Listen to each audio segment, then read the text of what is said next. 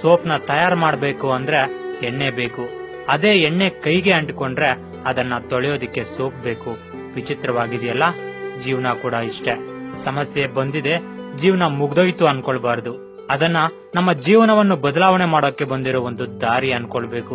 ಈ ಪ್ರಪಂಚದಲ್ಲಿ ಇಬ್ಬರು ಆನಂದವಾಗಿರ್ತಾರೆ. ಒಬ್ರು ಹುಚ್ಚರು, ಇನ್ನೊಬ್ರು ಚಿಕ್ಕ ಮಕ್ಕಳು. ಗುರಿಯನ್ನು ಸೇರ್ಕೊಳ್ಬೇಕು ಅಂದ್ರೆ ಹುಚ್ಚುತನ ಇರಬೇಕು. ಸೇರ್ಕೊಂಡ ಗುರಿಯನ್ನು ಆನಂದಿಸಬೇಕು ಅಂದ್ರೆ ಚಿಕ್ಕ ಮಕ್ಕಳಾಗ್ಬೇಕು. ಬೀಗದ ಜೊತೆ ಬೀಗದ ಕೈ ಕೂಡ ತಯಾರಾಗುತ್ತೆ, ಒಂದನ್ನು ಬಿಟ್ಟು ಇನ್ನೊಂದು ತಯಾರಾಗೋದಿಲ್ಲ. ಅದೇ ರೀತಿ ಪರಿಷ್ಕಾರವಿಲ್ಲದೆ ಸಮಸ್ಯೆ ಕೂಡ ಬರೋದಿಲ್ಲ. ಬೆಂಕಿಗಿಂತ ಶಕ್ತಿವಂತವಾದದ್ದು ಮಾತು.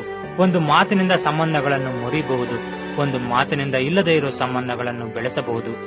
ಮನುಷ್ಯ ಸಮಾಜದಲ್ಲಿ ಸೂಜಿಯಾಗಿ ಬದುಕಬೇಕು ಬಿಟ್ರೆ ಕತ್ತರಿಯಾಗಿ ಅಲ್ಲ. ಸೂಜಿ ಕೆಲಸ ಯಾವಾಗ್ಲೂ ಜೋಡಿಸೋದು ಮಾತ್ರನೇ, ಕತ್ತರಿ ಕೆಲಸ ಯಾವಾಗ್ಲೂ ಬೇರೆ ಮಾಡೋದೆ. ಎಲ್ಲರನ್ನು ಬೆರೆಸ್ಕೊಂಡು ಬದುಕಬೇಕೇ ಹೊರತು ಕತ್ತರಿಯ ರೀತಿ ಬೇರೆ ಮಾಡಿಕೊಂಡು ಅಲ್ಲ. ಸತ್ಯವನ್ನು ಬದಲಾವಣೆ ಮಾಡೋ ಶಕ್ತಿ ಈ ಪ್ರಪಂಚದಲ್ಲಿ ಯಾರಿಗೂ ಇಲ್ಲ. ಆದ್ರೆ ಪ್ರಪಂಚವನ್ನು ಬದಲಾವಣೆ ಮಾಡೋ ಶಕ್ತಿ ಒಂದು ಸತ್ಯಕ್ಕೆ ಮಾತ್ರ ಇದೆ. ನೀವು ಸಂತೋಷವಾಗಿ ಇದ್ದೀರಾ ಅಂದ್ರೆ ನಿಮಗೆ ಸಮಸ್ಯೆ ಇಲ್ಲ ಅಂತ ಅಲ್ಲ, ಅವುಗಳನ್ನು ಎದುರಿಸೋ ಧೈರ್ಯ ನಿಮಗೆ ಇದೆ ಎಂದು ಅರ್ಥ. ಸ್ನೇಹಿತನನ್ನು ನಿಮ್ಮ ದುಃಖ ಸಮಯದಲ್ಲಿ, ಯೋಧನನ್ನು ಯುದ್ಧದಲ್ಲಿ, ಹೆಂಡತಿಯನ್ನು ಬಡತನದಲ್ಲಿ, ಒಬ್ಬ ದೊಡ್ಡ ವ್ಯಕ್ತಿಯನ್ನು ಅವರ ಸಹನೆಯಲ್ಲಿ ಪರೀಕ್ಷೆ ಮಾಡಬೇಕು. ಮಾಡಿದ ತಪ್ಪಿಗೆ ಕ್ಷಮಾಪಣೆ ಕೇಳಿದವನು ಧೈರ್ಯವಂತನು, ಮಾಡಿದ ತಪ್ಪನ್ನು ಕ್ಷಮಿಸುವವನು ಬಲವಂತನು.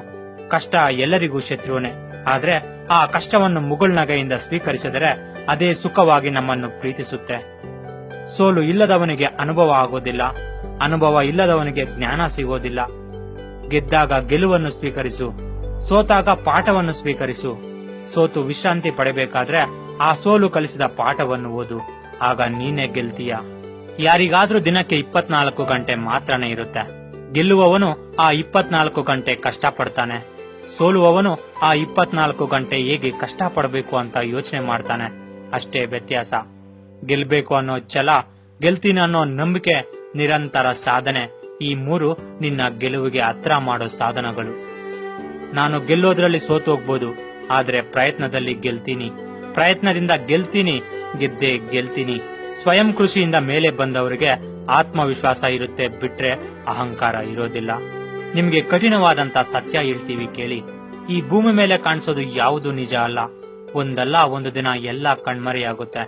ನಿಜ ಏನು ಅಂದ್ರೆ ಅದು ಕತ್ತಲು ಮಾತ್ರನೇ. ಬೆಳಕು ಅನ್ನೋದು ಒಂದು ಮಾಯೆ. ನಾವು ಹುಡ್ತೀವಿ ಅಂತ ನಮ್ಗೆ ಗೊತ್ತಿರುತ್ತಾ? ಇಲ್ಲ. ಆದ್ರೆ ನಾವು ಸಾಯ್ತೀವಿ ಅಂತ ಮಾತ್ರ ಗೊತ್ತಿರುತ್ತೆ. ಒಂದಲ್ಲ ಒಂದು ದಿನ ಸಾಯೋ ಈ ಜೀವಕ್ಕೆ ಭಯ ಯಾಕೆ? ಕಷ್ಟ ಬಂದ್ರೂ ಸಾಯ್ತೀವಿ, ಸುಖ ಬಂದ್ರೂ ಸಾಯ್ತೀವಿ. ಆದ್ರೆ ಕಷ್ಟ ಬಂತು ಅಂತ ಸಂಕಟ ಪಟ್ರೆ ಮಾತ್ರ ಬೇಗ ಸಾಯ್ತೀವಿ. ಅದಕ್ಕೆ ನಿಮ್ಮ ಜೀವನದಲ್ಲಿ ಬರೋ ಯಾವ ಕಷ್ಟಕ್ಕೂ ನೀವು ಭಯ ಪಡಬೇಡಿ. ಈ ಪ್ರಪಂಚದಲ್ಲಿ ಎಲ್ಲಾ ಸಮಸ್ಯೆಗೂ ಒಂದಲ್ಲ ಒಂದು ಪರಿಹಾರ ಇದ್ದೇ ಇರುತ್ತೆ.